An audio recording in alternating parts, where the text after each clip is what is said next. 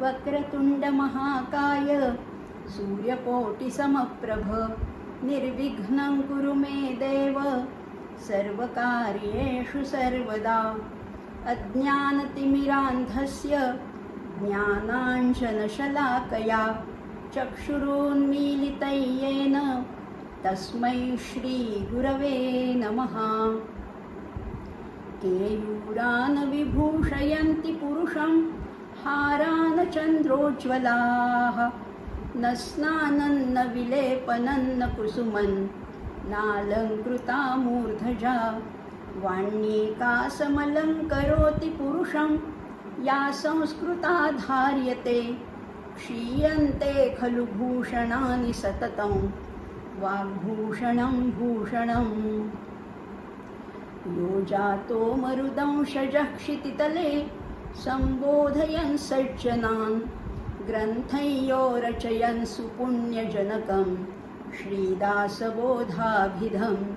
यः कीर्त्या पठनेन सर्वविदुषां स्वान्तापहारी सदा सोऽयं मुक्तिकरः क्षितौ विजयते श्रीरामदासो गुरुः। जय जय रघुवीर समर्थ। नमस्कार। आपण या यूट्यूब चॅनलच्या मार्फत एका नवीन विषयाला सुरुवात करणार आहोत। एका नवीन विषयाचं चिंतनाला प्रारंभ करत आहोत। तो विषय आहे मनाचे श्लोक। मनाचे श्लोक इथं सगळ्यांना सोपे वाटतात। असं वाटतं की ते जणू काही शाळकरी मुलांसाठीच आहेत, पण शाळेत ते पाठांतराला असायचेच, पूर्वी तरी असायचेच। निदान पहिले 25, 30, 50 श्लोक तरी बऱ्याच मुलांचे पाठ असायचे। त्यामुळे आपली अशी एक समजूत झाली की मनाचे श्लोक हे फक्त लहान मुलांसाठी आहेत। पण खरं सांगू का, या मनाच्या श्लोकामध्ये इतका गूढ गहन अर्थ भरलेला आहे। जरी ते लहानपणी नुसते पाठ केले असले तरी आता प्रौढपणी त्याचा सखोल अभ्यास करण्याची वेळ आलेली आहे। त्याच्यावर चिंतन करायचे, कारण त्याच्या प्रत्येक अक्षरामध्ये गहन गूढ असा अर्थ भरलेला आहे। अगदी उपनिषदाचं सार सुद्धा या मनाच्या श्लोकामध्ये सांगितलं आहे। म्हणजे गहन गोष्ट अत्यंत सोप्या शब्दात सांगण्याची ही समर्थांची एक खूबीच आहे असं म्हणायला हरकत नाही। म्हणजे याच्यात कर्मयोग आहे, याच्यात भक्तियोग आहे, याच्यात ज्ञानयोग आहेत, याच्यात दशावताराच्या कथा आहेत, याच्यामध्ये सौंदर्य आहे, काव्य सौंदर्य आहे, अलंकार सौंदर्य आहे, भाषा सौंदर्य आहे। अशा या मनाच्या श्लोकाचा आपण आजपासनं एका वेगळ्या पद्धतीने अभ्यास करणार। खरं असं म्हटलं जातं, जितम जगत केन मनोही येन। जग कोणी जिंकलंय तर ज्यांनी स्वतःचं मन जिंकलं त्यांनी जग जिंकलं। म्हणजे कसं काय? खरंच आहे, एक वेळ सगळ्या बाहेरच्या जगावर राज्य करणं सोपं आहे, पण आपलं मन जिंकणं सगळ्यात कठीण गोष्ट आहे। आणि ते मन कसं जिंकायचं, आणि जिंकायचं म्हणजे तो कोणी शत्रू नाही आहे, तर त्यालाच कसं चुचकारायचं, त्याला कसं समजवायचं, आणि त्या स्थूल मनाचं सूक्ष्म मन कसं बनवता येईल याचाच अभ्यास आपण ह्या मनाच्या श्लोकाच्या माध्यमातून करत आहोत। हे तर आपण पाहिलं की ज्यांनी मन जिंकलं त्यांनी जग जिंकलं। स्वतः समर्थ कसे होते असं विचाराल तर समर्थांच्या आयुष्यामध्ये प्रज्ञा आणि श्रद्धा, कर्म आणि संन्यास, परोपकार आणि अनासक्ती, एकांत आणि लोकांत, म्हणजे ह्या दोन परस्पर विरोधी गोष्टींचा कसा संगम झालाय, कसा मिलाफ झालाय, हे समर्थांच्या जीवनामध्ये आपल्याला निश्चितच बघायला मिळतं। समर्थांचे वारंवार सांगणं आपल्याला एकच आहे की या सगळ्याचा कर्ता रामच आहे, रामच करताय, तो सगळा करणार आहे, आपण मात्र वृथाच अभिमान बाळगत असतो। असं ह्या समर्थांच्या ह्या चिंतनातनं त्यांना काय प्राप्त झालं? त्यांना ज्ञान प्राप्त झालं, त्यांना वैराग्य प्राप्त झालं, त्यांना सामर्थ्य प्राप्त झालं। आणि म्हणून तर आपण रामदास स्वामींना समर्थ रामदास स्वामी असं म्हणतो।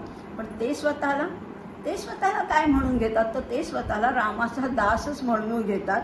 आणि हे करत असताना त्यांनी सर्वदा पाठपुरावा कशाचा केला, तर नामस्मरणाचा पाठपुरावा केला आहे। त्यांनी स्वतः नाम जपलं आहे, त्यांनी स्वतः त्याचं अनुसंधान राखलं आहे। आणि हे करत असताना हळूहळू काय होतं तर चित्तशुद्धी होते। मन अतिशय शुद्ध होतं, पवित्र होतं आणि त्याच्यातून मिळतो काय तर परमानंद मिळतो. आणि हे आनंदाचं अनुभव घेणारं मन त्यांना मिळालं आणि तेच मन आपल्यासारख्या सामान्य प्रापंचिकांना मिळावं किंवा त्यांच्या त्या मनाचं उन्मन कसं करता यावं, सूक्ष्म मन कसं करता यावं, हा आनंद वाटण्यासाठी त्यांनी मनाला काय उपदेश केला आहे त्याचाच म्हटलेला आहे मनाचे श्लोक. हे मनाचे श्लोक कसे आहेत? खरं म्हटलं ना तर फार मोठे ग्रंथ वाचायच्या भानगडीतच पडू नये. एक मनाचे श्लोक, किती श्लोक आहेत मनाचे श्लोक? 205 श्लोक आहेत. आणि कुठल्या वृत्तात लिहिलेले आहेत, कुठल्या छंदात लिहिले आहेत? तर भुजंग प्रयात त्याचं वृत्त आहे. हे 205 श्लोक किती आहेत असं तुम्हाला वाटतंय? जास्त आहेत का कमी आहेत? पण खरं याची गंमतच अशी आहे, न अतिसंक्षेप न अतिविस्तार. अति थोडक्यातही सांगितलं नाही आहे आणि अतिविस्ताराने सांगितलेलं नाही आहे. म्हणजे बघा ना, कुठल्याही गावात आपल्याला नवीन समजा एखाद्याचा पत्ता शोधायचा असला तर अगदी थोडक्यात पण सांगून चालणार नाही, कारण आपल्याला तिथली काहीच माहिती नसतं. त्यामुळे तो अति थोडक्यात पण सांगून चालणार नाही, पण अतिविस्ताराने पण सांगून चालणार नाही. तो नेमका सांगावा लागतो की इथपर्यंत आलात, समजा तुम्ही कोथरूडपर्यंत आलात तर पुढचा पत्ता सांगता येतो. म्हणजे तसंच हे मनाचे श्लोक आहेत, आपल्याला या परमेश्वराचा पत्ता सांगतायत. अतिविस्तार पण नाही, अतिसंक्षेप पण नाही आहे. आणि असे हे 205 श्लोक मुखोद्गत होणं शक्य आहे. समजा हेच 2000 श्लोक असते तर कदाचित होणं अवघड झालं असतं, किंवा अगदी 4 श्लोक असते तरी मग त्याच्यात काही गंमत वाटली नसते. 205 श्लोक हे आपल्या आवाक्यातले, पाठ होणं सहज शक्य आहे. आणि आधी नुसते पाठ करूया आणि त्याच्यातला मग अर्थ हळूहळू उकलत जातो. रोज जर का तुमच्या त्या पठणात जर का हे श्लोक असतील तर त्याचा अर्थही हळूहळू उलगडत जातो. आणि होतं काय या मनाच्या श्लोकाच्या अभ्यासाने? होतं काय तर मी देह आहे ही आत्ता माझी खात्री आहे. मला विचारलं तू कोण, तर मी माझं नाव सांगीन, माझी पदवी सांगीन, माझा हुद्दा सांगीन, माझं कुणाशी नातं सांगीन, मी यांची पत्नी आहे, त्यांची बहीण आहे, यांची आई आहे, काहीतरी सांगीन. म्हणजे मी कोण आहे तर मी देहाला मी समजते.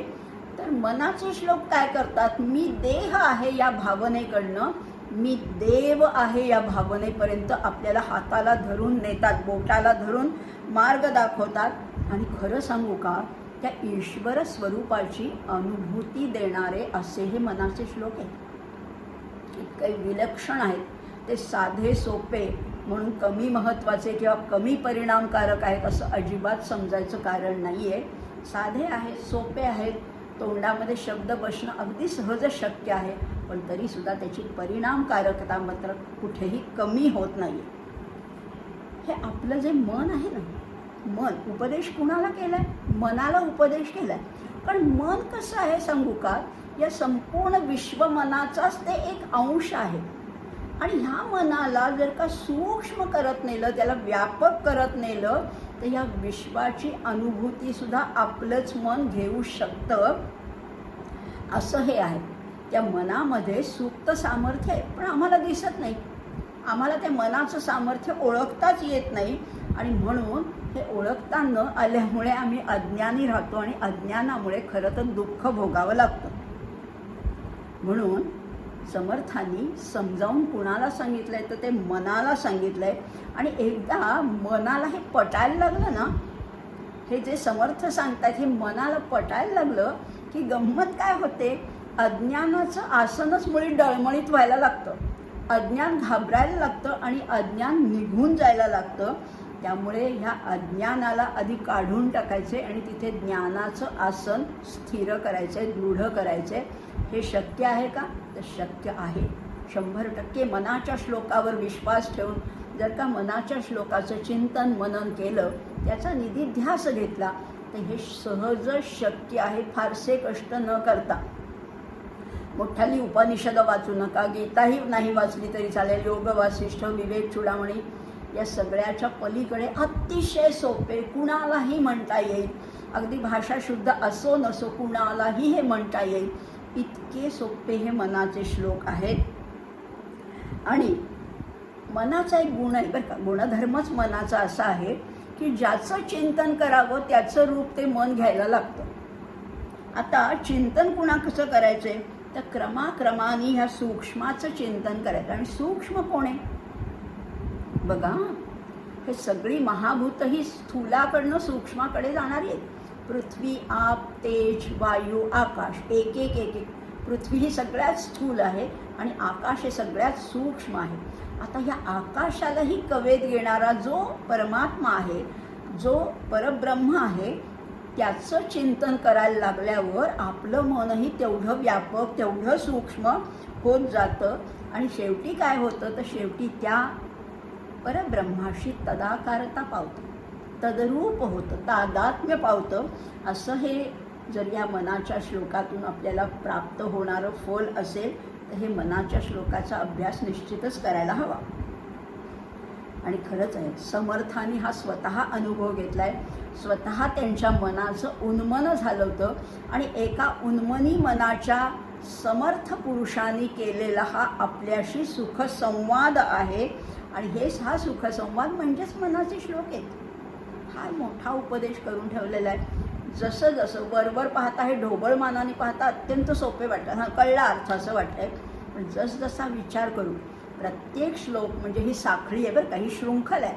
संपूर्ण 205 श्लोक, याला मागचा संदर्भ आहे, पुढचा संदर्भ आहे, अशी ही शृंखला गुंफलेली आहे. अशा मनाच्या श्लोकाचा आपण अभ्यास करणार आहोत. फार काही अवघडच नाही आहे. तसं म्हटलं तर काहीच अवघड नाही आहे. म्हणजे मनाचे श्लोक कसे आहेत सांगू का, ही काही सोन्याची खाण नाही आहे. काही लोक ह्याला खाण म्हणतात, सोन्याची खाण आहे, रत्नाची खाण आहे. पण खाणीतनं सोनं काढणं अत्यंत कष्टदायक आहे. अहो, खाणीतनं सोनं काढण्यासाठी खूप कष्ट करावे लागतात. पण इथे कष्टच नाही आहेत. ही सोन्याची खाण नाही आहे, तर ही सोन्याची लगड आहे, अशीच्या अशी तुमच्या हातात दिलेली. इतकी जर का तुमच्या हातात हे सोनं प्राप्त असेल आणि तरीसुद्धा जर का आपण ते झिडकारून नाही त्या अनावश्यक गोष्टींच्या मागे लागत असलो, तर आपल्यासारखे करंटे आपणच. समर्थांचाच शब्द आहे बरं का, करंटे. ज्यांना आपल्याकडे काय धन आहे, काय संपत्ती आहे, काय सामर्थ्य आहे, काय वैभव आहे, हे ज्यांना कळत नाही त्यांना समर्थ नेहमीच करंटे म्हणतात. पण आपण तसे नाही आहोत, नाही का? आपण तसे नाही आहोत. आपल्याला त्या समर्थांच्या मार्गाने जायचं आहे. त्यांनी जो वाट दाखवली आहे त्या वाटेने आपल्याला वाटचाल करायची आहे. त्यामुळे हा मनाच्या श्लोकाचा आपण अभ्यास नक्कीच सुरू करणार आहोत. समर्थांची भाषा कशी आहे, फार सौम्य नाही आहे बरं का. आईची, माऊलीची भाषा नाही आहे, वडिलांची भाषा आहे. थोडीशी कडक आहे, थोडीशी गद्य सदृश आहे. म्हणजे मनाचे श्लोक म्हणायला तुमच्याकडे गोड गळा नसला तरी चालेल, ते गद्यात म्हटले तरी चालतील, अशी ही गद्य सदृश किंवा थोडीशी वृक्ष वाटणारी अशी भाषा आहे. पण ती भाषा कशी आहे सांगू का, ती आर्ष भाषा आहे, ती छांदस भाषा आहे. आर्ष म्हणजे काय आणि छांदस म्हणजे काय, तर जेव्हा या ऋषींना, आपल्या सगळ्या ऋषींना जेव्हा हे वेद दिसले, ते वेद कसे दिसले, तर त्यांच्या त्या मनाच्या तरल सूक्ष्म अवस्थेमध्ये त्यांना वेद दिसले. आणि वेदामध्ये सुद्धा काही वचनं जी आहेत ती व्याकरणानुसार शुद्ध नाही आहेत. आणि मनाच्या श्लोकामध्ये सुद्धा तसंच आहे. सगळीकडे शुद्ध लेखनाचा आग्रह धरायचाच नसतो. वेद कसेच सांगू का, ते पाणिनीच्या आधीच आहेत. आणि पाणिनीने नंतर व्याकरण तयार केलेलं आहे. पण पाणिनीच्या आधी वेद असल्यामुळे ऋषींना त्यांच्या त्या स्फुरणामध्ये जे स्फुरलं ते व्याकरणाचा तिथे आग्रह धरायचाच नाही आहे. नाहीतरी काय आहे, व्याकरण आणि भाषा याचा अर्थात व्याकरण आवश्यक आहे. भाषेला एक प्रमाणबद्धता येण्यासाठी व्याकरण आवश्यक आहे. पण व्याकरणाचा अति आग्रह धरला तर ती उत्स्फूर्तता निघून जाते. असं एक वचन आहे लहान मुलांना सुद्धा शिकवताना, teach them grammar and spoil their language.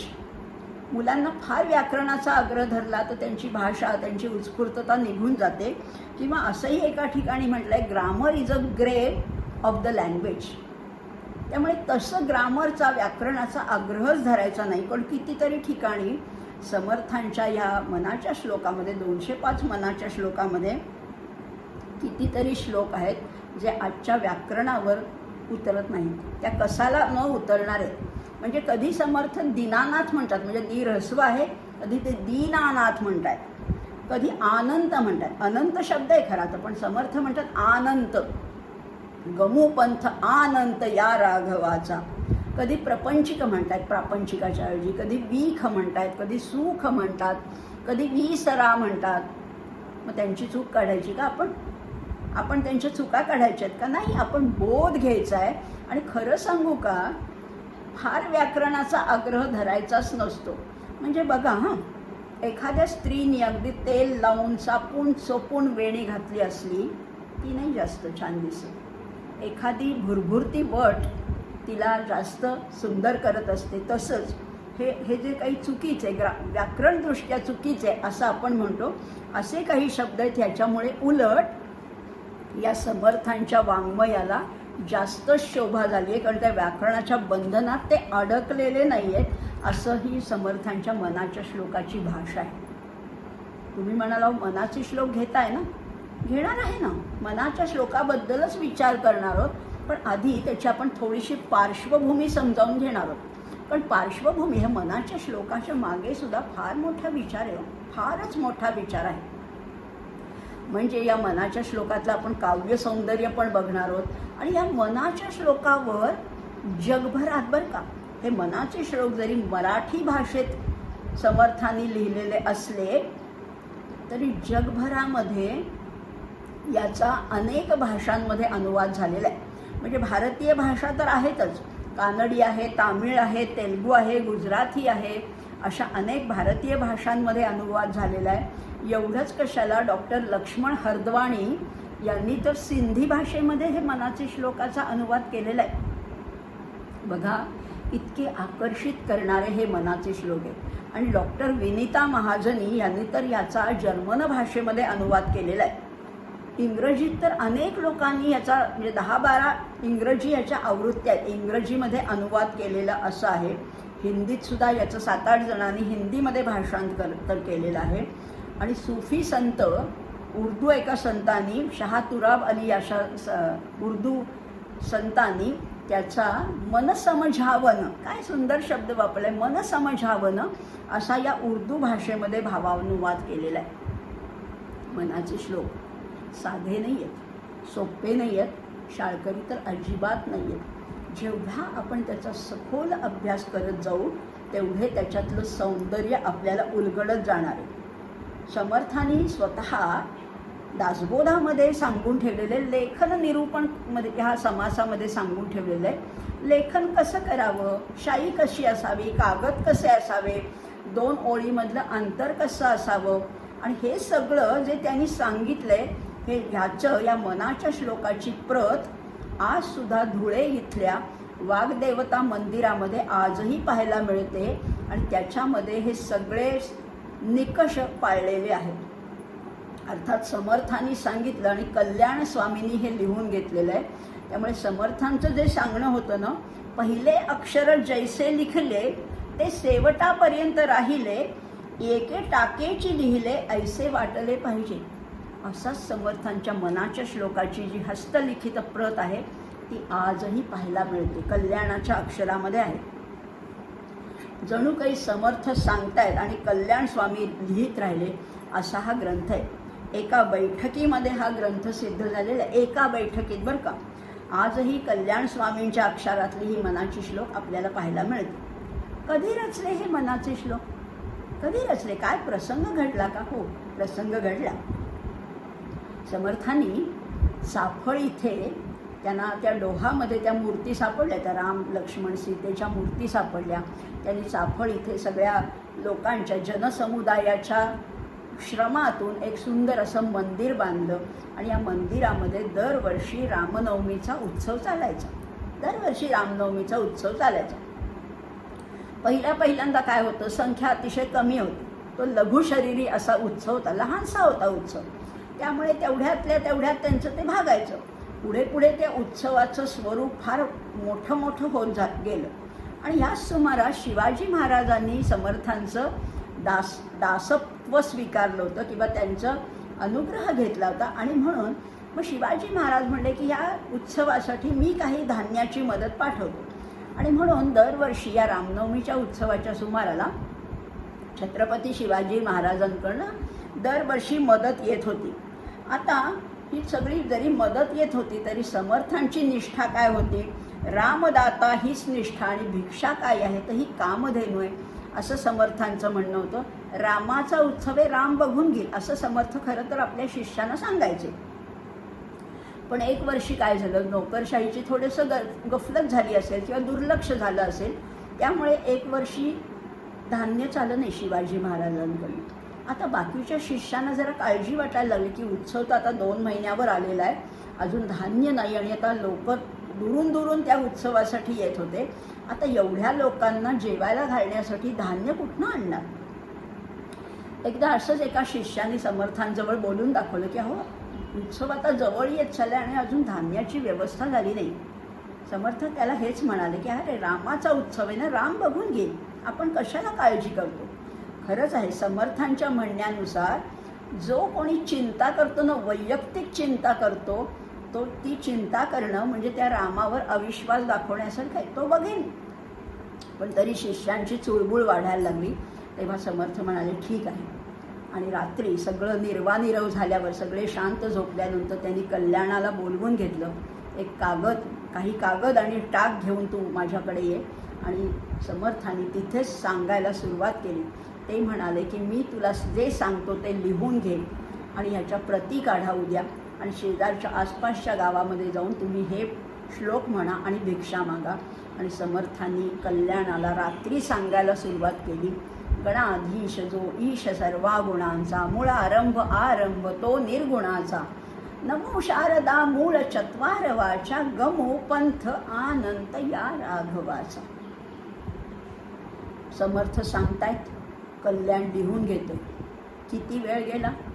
संपूर्ण रात्र एका बैठकीत समर्थांनी 205 श्लोक सांगितले. पण सांगायचे म्हणून सांगितले नाही आहेत. याच्यामध्ये कर्म आहे, ज्ञान आहे, भक्ती आहे, उपनिषदातलं परमतत्वसुद्धा या मनाच्या श्लोकात सांगितलं आहे. आणि प्रत्येक वेळेस जसं मी म्हटलं की मागच्या श्लोकाचा संदर्भ आहे, नामस्मरणाचं महत्त्व आहे, दशावताराचे प्रसंग सांगितलेले आहेत, हे सगळं आहे.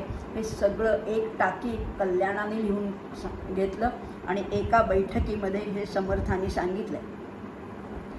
आता हे सगळं झाल्यानंतर दुसऱ्या दिवशी समर्थ म्हणाले की ह्याच्या प्रती काढा, शिष्यांना द्या आणि प्रत्येक या आसपासच्या गावामध्ये जाऊन हे श्लोक खणखणीत आवाजात म्हणायचे बरं का. समर्थांचा खणखणीत, त्यांना नेभळटपणा मिळमिळीतपणा अजिबात पसंत नव्हता. समर्थ म्हणायचे उत्कट भव्यतेची घ्यावे, मळमळीत अवघेची टाकावे. तोंडातल्या तोंडात पुटपुटत हळूहळू नाही, खणखणीत आवाजात हे श्लोक म्हणायचे. आणि खरोखर शिष्य असे आसपासच्या गावात गेले, त्यांनी भिक्षा मागितली आणि भिक्षेपोटी इतकं धान्य जमा झालं की उत्सव जसा जवळ आला तसतशा बैलगाड्या भरून भरून धान्य चाफळलं आलं. पण समर्थांना याचा अभिमान होता का? याचा गर्व तर राहू देच, अभिमानही नव्हता. समर्थांनी हे श्लोक सांगितले कल्याणला लिहायला आणि ते स्वतः गेले दुसऱ्या एका घडीमध्ये निघून. आणि उत्सवाच्या आधी काही दिवस समर्थ आले तेव्हा उत्सवाची तयारी संपूर्णपणे झालेली होती, धान्य भरपूर आलेलं होतं. त्यामुळे ह्या सगळ्या गोष्टी होत असताना समर्थांनी सांगितलं अर्थातच प्रत्येक श्लोक म्हणताना आधी रामाचं नाव घ्यायचं. काय म्हणायचं? जय जय रघुवीर समर्थ. आणि प्रत्येक श्लोकामध्ये समर्थांनी कितीतरी विचार अक्षरशः गुंफलेत, जसा गजरा गुंफावा ना असे विचार गुंफलेत. त्यामुळे ते श्लोक अतिशय प्रभावी झालेत. समर्थ साधे नव्हतेच. समर्थ हे पहिल्या प्रतीचे अध्यापक होते आणि म्हणून त्या मनाला किती सुंदर रीतीने समजावून सांगितलंय. म्हणजे आणि त्यांनी सगळ्याचा विचार केला, स्थळ काळ, श्रोते कोण आहेत, त्यांचा अधिकार काय आहे, प्रसंग काय आहे, असं बघत बघत त्यांनी या सगळ्या विषयांची मांडणी इतकी अमोघ अशी केलेली आहे. त्याची पायाभूत तत्त्वसुद्धा नुसतं कथेमध्ये रमत नाही गेले, त्याची पायाभूत तत्त्वही त्यांनी सांगितलेत. आणि त्यामुळेच दासबोधापेक्षा हे मनाचे श्लोक या जनसामान्यांच्या अगदी मनापर्यंत पोचलेत. आणि विद्वान लोक दासबोधाचा आत्मारामाचा अभ्यास करत असतील, पण सामान्य लोकांना मनाचे श्लोक अत्यंत जवळचे, अगदी हृदयाच्या जवळचे वाटतात. आणि आजही रामदासी संप्रदायामध्ये भिक्षा मागताना हे रामदासी जय जय रघुवीर समर्थ असा घोष करतात आणि त्या मनाच्या श्लोकाचं खणखणीत आवाजात पठण करून ते जी मिळेल ती भिक्षा स्वीकारतात. ते भिक्षेचंही महत्त्व आहे आणि मनाच्या श्लोकाचंही महत्त्व आहे. मनाचे श्लोक. मन कसं आहे? मन संकल्प आणि विकल्प करणारं असं मन आहे. आपले विचार सारखे बदलत असतात. आपण एकतर भूतकाळात तरी वावरत असतो, नाही तर भविष्यकाळाचा विचार करत असतो. आपलं मन हे वर्तमान काळात कधीच नसतं. मग आता या मनाला सारखं ओढून त्या वर्तमान काळात ठेवण्यासाठी काय करायचं आहे? तर हे दोन्ही काळ आहेत ते खरं म्हटलं तर काल्पनिक आहे. तो काळ गेला, भूतकाळ आहे तो गेला आणि भविष्यकाळ यायचा आहे. खरं म्हटलं तर हा आत्ताचा क्षण आपल्या हातात आहे आणि त्या मनाला त्या आत्ताच्या क्षणावर जर का स्थिर केलं तर त्या मनाचं उन्मन होतं. बघा, निर्विचार स्थितीत आपण फक्त वर्तमानातच जगत असतो आणि म्हणून एका ठिकाणी दुसऱ्या एका विद्वानांनी म्हटलेलं आहे, no sooner mind sits on present tense it disappears. जेव्हा मन हे वर्तमान काळामध्ये स्थिर असतं तेव्हा ते निर्विचार असतं. इट डिसअपियर्स, ते अदृश्यच होतं. आणि अशा वेळेला काय होतं तर ते मनाचं उन्मन होऊन जातं. मन जर का परमार्थाला पूरक आहे तर असं आहे, जर का पूरक करायचं असेल तर त्याला सारखं वर्तमान काळात ठेवलं पाहिजे. आणि समर्थांनी ह्या मनाला काय म्हटलं आहे? अचपळ म्हटलेलं आहे. हे अचपळ मन माझे नाव रे आवरिता, तुझं विणशीण होतो धाव रे धाव आता, अशी त्या रामरायाला प्रार्थना केलेली आहे.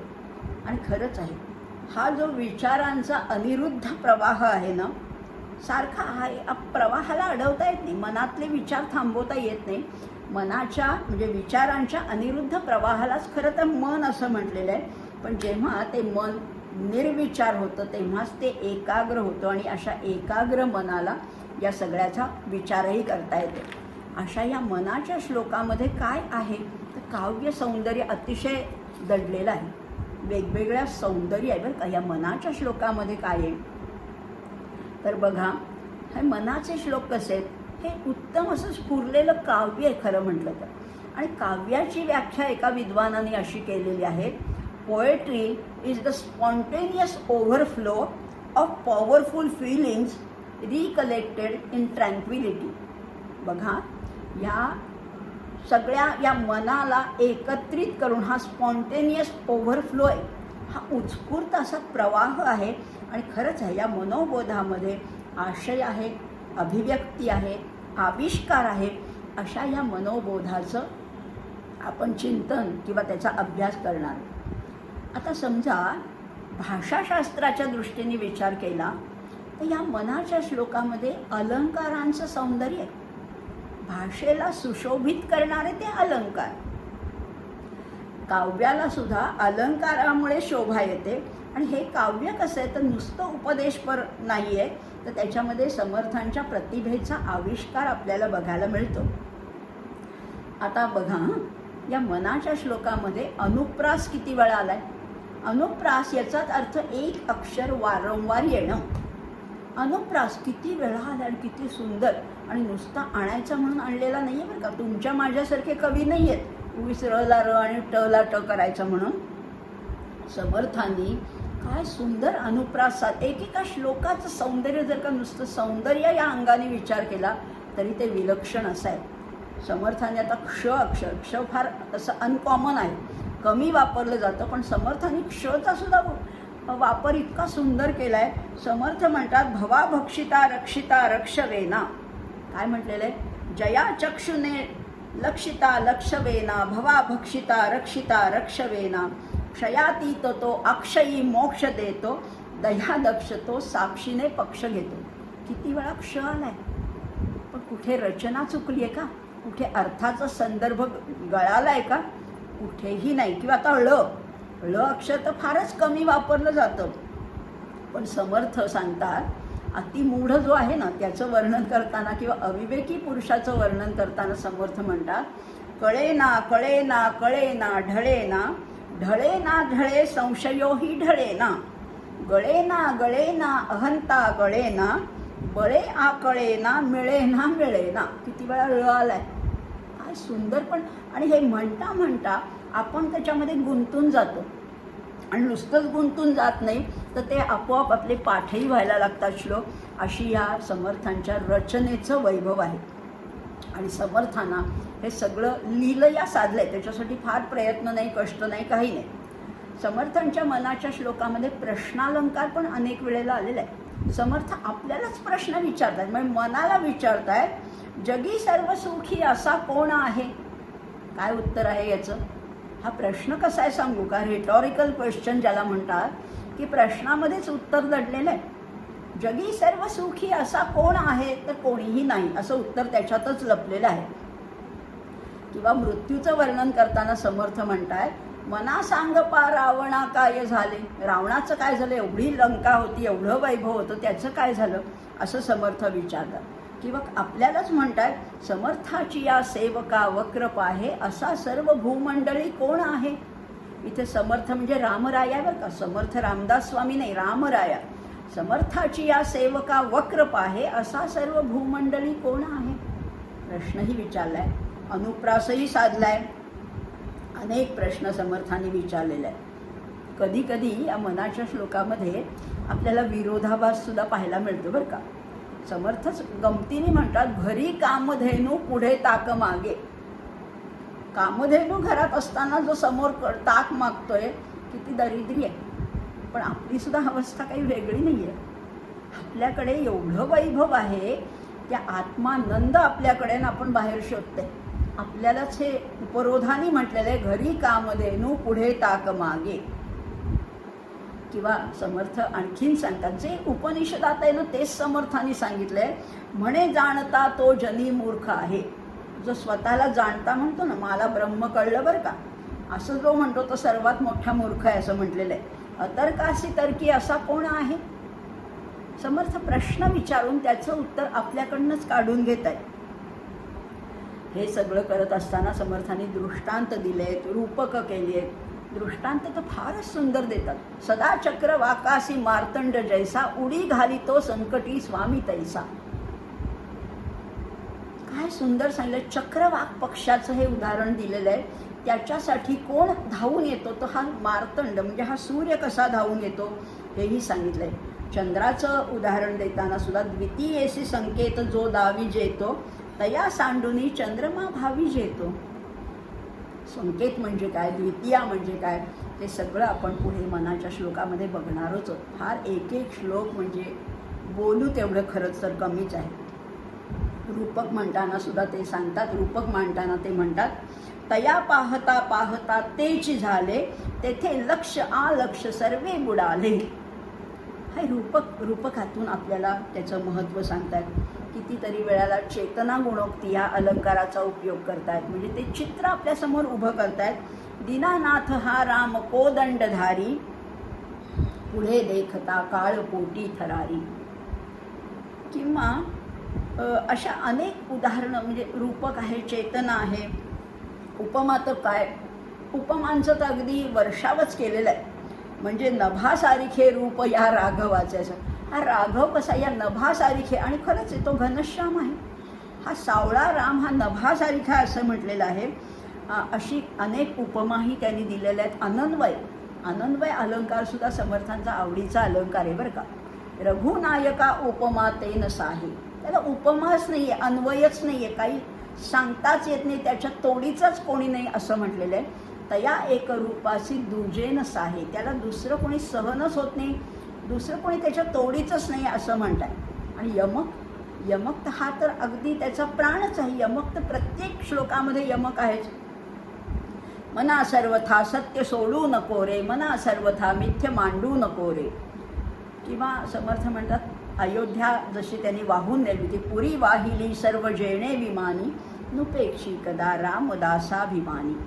समर्थ किती संपूर्ण गीतेतले सुद्धा अनेक दृष्टांत समर्थांनी सोपे करून आपल्या पुढे मांडलेले आहेत. गीता सांगते नैनम छिंदंती शस्त्राणी नैनम दहती पावका. आणि समर्थ म्हणतात फुटे ना तुटे ना चळे ना ढळे ना सदा संचले मीपणे आकळे ना.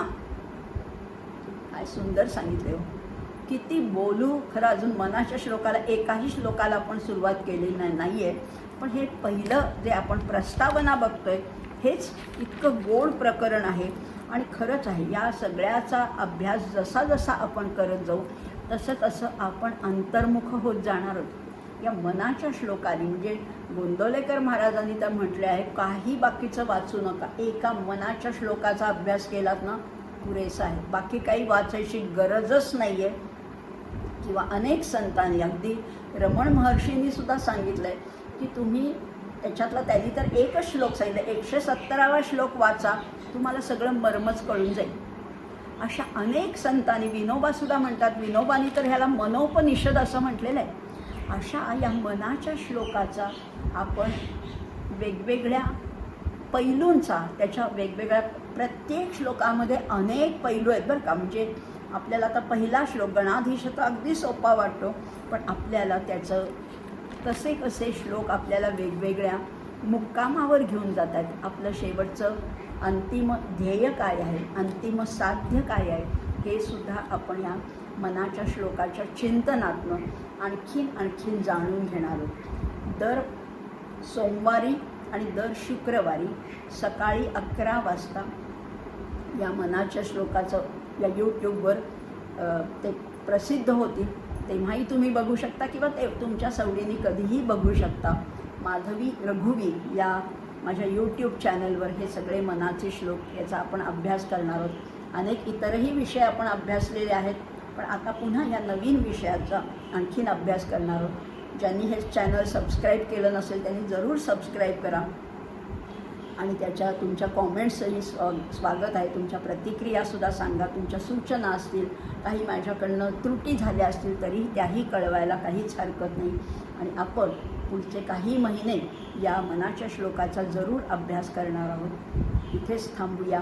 जय जय रघुवीर समर्थ.